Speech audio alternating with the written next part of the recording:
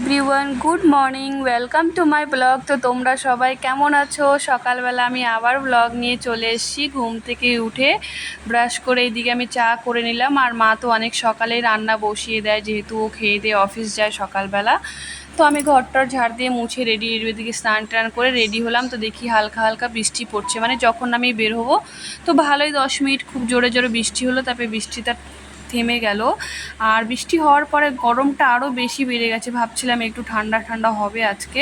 তো এইদিকে আমি রেডি টেডি হয়ে দাঁড়িয়ে আছি, ও অফিস থেকে আসবে আমাকে বাস স্ট্যান্ডে দেওয়ার জন্য।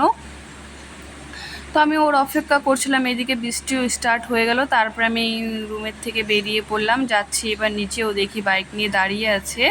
আর ও আবার আমাকে দিয়ে এসে আবার মানে অফিস চলে যাবে। তো আমরা বেরিয়ে পড়লাম বাড়ির থেকে।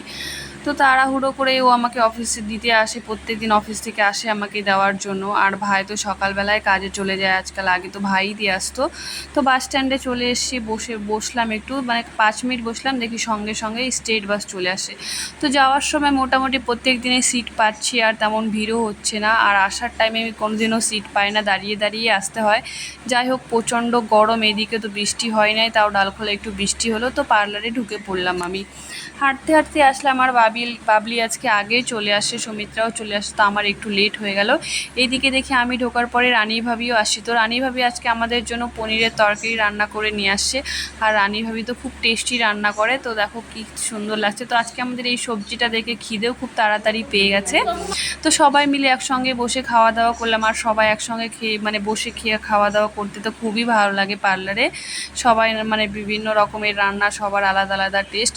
তো খাওয়া দাওয়া করে একটু বসলাম, কাজ টাজ হচ্ছিলো সারাদিন। তো বাস স্ট্যান্ডে চলে আসলাম, সন্ধ্যা হয়ে গেছে। তো এসে দেখছি বাস দাঁড়িয়ে আছে।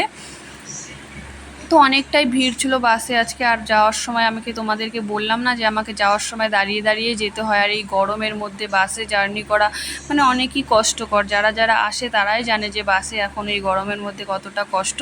তো আমি ডালখোলা নেমে পড়লাম। এইদিকে দেখি হিরো আলম আমাকে নিতে চলে আসছে, ও দাঁড়িয়ে আছে।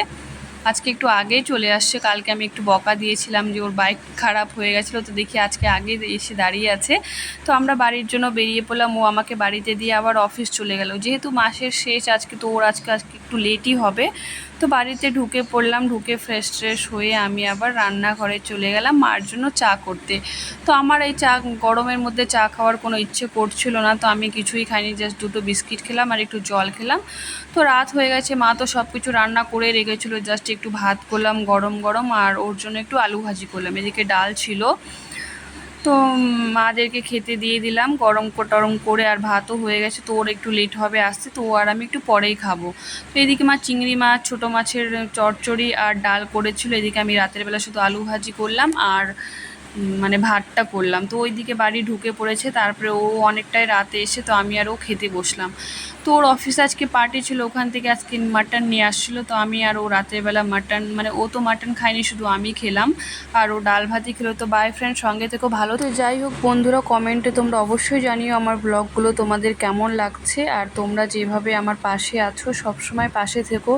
আজকে তোমাদের জন্যই আজকে আমি অনেকটা এগিয়ে গেছি। তো বাই ফ্রেন্ড, ভালো থেকো তোমরা, আবার কালকে দেখা হবে।